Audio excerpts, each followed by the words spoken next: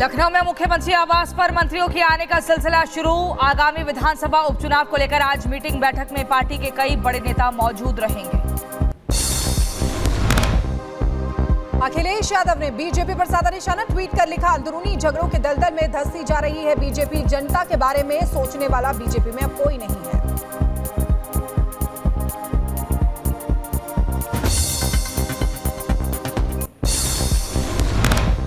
महाराष्ट्र के मुख्यमंत्री एकनाथ शिंदे का बड़ा ऐलान। मुख्यमंत्री लाडली बहन के बाद लाडला भाई योजना की घोषणा। 12वीं पास करने वाले युवाओं को मिलेंगे 6,000 रुपए प्रति महीना। ग्रेजुएट युवाओं को 10,000 रुपए प्रति महीना मिलेगा। बीजेपी प्रवक्ता शहजाद पूनावाला ने भूपेश बघेल पर साधा निशाना, कहा बघेल के राज में बहुत बड़ा घोटाला हुआ है। कांग्रेस ने छत्तीसगढ़ लोक सेवा आयोग में किया था भ्रष्टाचार, बच्चों के साथ हुआ अन्याय।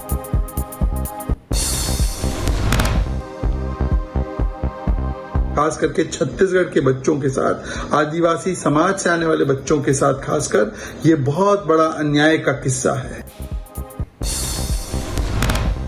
29 जुलाई से यूपी विधानसभा का शुरू होगा मॉनसून सत्र के पहले नेता विपक्ष का होगा पूरा बयान। अखिलेश के इस्तीफे के बाद बनेगा नया नेता विपक्ष। जम्मू के डोडा में सर्च ऑपरेशन का आज तीसरा दिन। आतंकियों की तलाश में जुटे सुरक्षा बल, पूरे शहर में अलर्ट पर सेना। जम्मू कश्मीर के डोडा में शहीद 2 जवानों के पार्थिव शरीर लाए गए जयपुर। जवानों को दी गई श्रद्धांजलि। पटना में जुलूस के दौरान हुआ हंगामा। असामाजिक तत्वों ने की दुकान में लूटपाट और मारपीट। घटना सीसीटीवी में कैद हुई। मुंबई एयरपोर्ट पर भारी संख्या में जुटी भीड़। 600 लोडर पदों के लिए पहुंचे 25,000 लोग। स्थानीय लोगों को करना पड़ रहा परेशानियों का सामना। जीतन सहनी की हत्या से कुछ दिन पहले का वीडियो आया सामने। दरभंगा में घर के बाहर लाठी डंडे और हथियार लिए नजर आए लोग। सीसीटीवी के आधार पर जांच में जुटी पुलिस। उत्तर प्रदेश के प्रयागराज में माफियाती की लाखों की संपत्ति कुर्क हुई। गैंगस्टर एक्ट के तहत प्रयागराज पुलिस ने कार्रवाई की। दिल्ली किडनी रैकेट मामले में क्राइम ब्रांच ने नोएडा के सीएमओ को लिखा पत्र। प्राइवेट अस्पताल में किडनी ट्रांसप्लांट को लेकर मांगी जानकारी। टीम ने हाल ही में एक बड़े किडनी रैकेट का भंडाफोड़ किया था। आरोपी डॉक्टर ने नोएडा में किया था ट्रांसप्लांट। बांग्लादेश के थे डोनर और रिसीवर। नरेला में एक प्लास्टिक फैक्ट्री में आग लग गई। घटनास्थल पर फायर ब्रिगेड की 15 गाड़ियां मौजूद रही। लोगों में मचा हड़कंप। दिल्ली के पंडारा मार्केट में आग का तांडव। आग की चपेट में आने से 3 दुकानें राख हुई। किसी के हताहत होने की कोई खबर नहीं।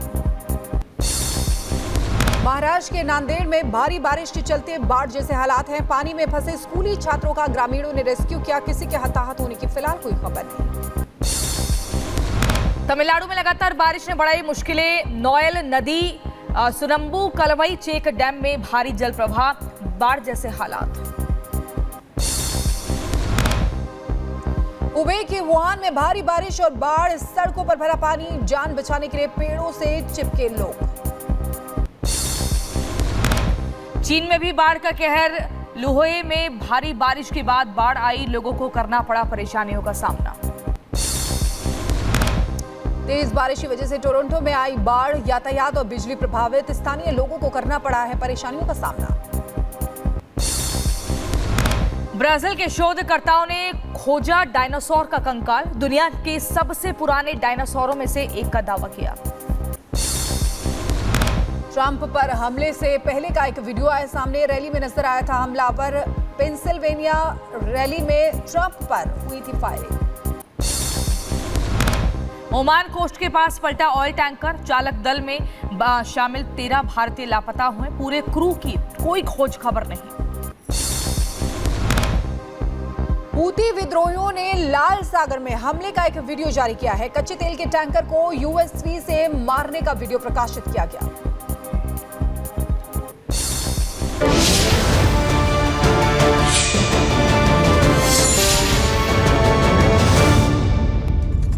और एक और अहम खबर इस बीच आपको बता दें, अरविंद केजरीवाल की याचिका पर कोर्ट में सुनवाई जारी है। दरअसल सीबीआई मामले में अरविंद केजरीवाल की कोर्ट में जमानत सुनवाई जारी है। बता दें आपको कि अभिषेक मनु सिंघवी अरविंद केजरीवाल के वकील इस वक्त कोर्ट में अरविंद केजरीवाल का पक्ष रख रहे हैं। उनका कहना है कि सीबीआई के पास केजरीवाल के खिलाफ कोई भी सबूत नहीं है।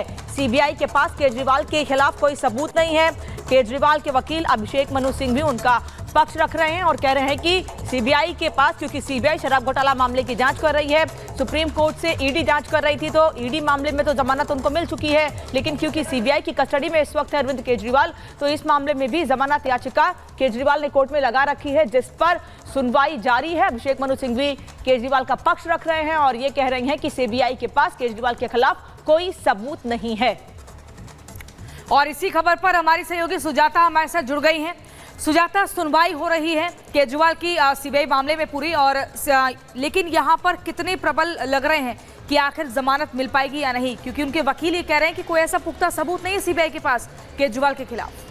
देखिए, जो डिफेंस लॉयर हैं अभिषेक मनु सिंघवी, जाहिर तौर पर वो यही कहेंगे, उनकी यही दलील है कि कोई पुख्ता सबूत नहीं है। उधर सीबीआई और ईडी लगातार कहती आ रही है कि उनके पास पुख्ता सबूत है, उनके पास मनी ट्रेल है, उनके पास प्रोसीड्स ऑफ क्राइम का पूरा डाटा है।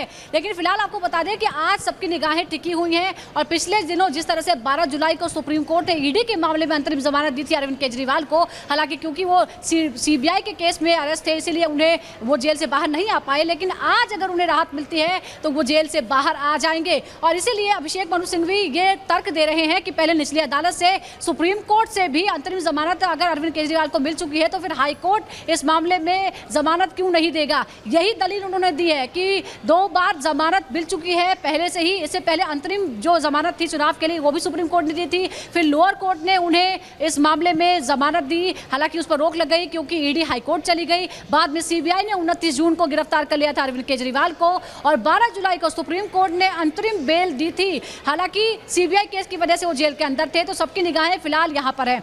आपको यह भी बता दें कि इस दौरान जो चार्जशीट दायर की गई सीबीआई की तरफ से, उसमें 37 नंबर का आरोपी अरविंद केजरीवाल को बनाया गया है, जबकि 38वें नंबर पर आम आदमी पार्टी है। सीबीआई और ईडी ये दलील दे रही है कि अगर एक पार्टी के तौर पर एक किसी कंपनी ने अगर कोई घोटाला किया है, कोई गड़बड़ी की है, तो जो उसको चलाने वाला अधिकारी है वो इस मामले में आरोपी बनता है। क्योंकि अरविंद केजरीवाल कोई मंत्रालय नहीं संभाल रहे थे, इसीलिए उन पर सीधा केस नहीं बनाया गया, लेकिन अब क्योंकि आम आदमी पार्टी को ही आरोपी बना लिया गया है। बिल्कुल सुजाता, यहाँ पर ये भी सिंघवी कह रहे हैं कि सीबीआई इस मामले में पूछताछ करना चाहती है, तो गिरफ्तारी की जरूरत आखिर क्यों है? बिना गिरफ्तार किए भी पूछताछ की जा सकती है, किस बिना? बिल्कुल, देखिए, यहाँ आपको ये समझना होगा कि सुप्रीम कोर्ट में जब ये मामला चल रहा था तब भी आर्टिकल 19 और जो धारा 45 है, पीएमएलए की धारा 45 उसका जिक्र किया गया। इस दौरान ये तर्क दिया गया कि जो हमारा अधिकार है, जो हमारी स्वतंत्रता का अधिकार है, उसका ये हनन है। इस मामले को कंसीडर करने के लिए ऊंची बेंच को ये रेफर कर दिया गया था सुप्रीम कोर्ट से मामला, तब तक अंतरिम बेल दे दी गई थी। लेकिन यहाँ ये समझना जरूरी है, तर्क ये दिया गया था कि क्या गिरफ्तारी के अलावा कोई राहत नहीं थी? गिरफ्तार करना इतना जरूरी क्यों है? क्योंकि दूसरे केसेस में, पीएमएलए के अलावा जो दूसरे केसेस होते हैं, उसमें ये अदालतें मानती हैं कि जमानत लेना किसी भी आरोपी का अधिकार है। केस चलता रहेगा, लेकिन आप जमानत पर बाहर भी रह सकते हैं, तब तक जांच पड़ताल की जा सकती है। लेकिन ईडी और सीबीआई, ईडी ने गिरफ्तार किया था 21 मार्च को, यह कहा कि हमने 9 समन जारी किए, आप हाजिर नहीं हुए इसलिए हम आपको अरेस्ट करते हैं। इसी बात को चुनौती दी गई थी कि आखिर गिरफ्तारी जरूरी क्यों थी? क्या गिरफ्तारी के बिना काम नहीं चल सकता था? और इस पर और विचार करने के लिए ऊंची बेंच को रेफर किया गया सुप्रीम कोर्ट की तरफ से, लेकिन तब तक अंतरिम जमानत दी गई। यानी जो आपके स्वतंत्रता का अधिकार है, क्या उसका हनन हुआ है? ठीक है सुजाता।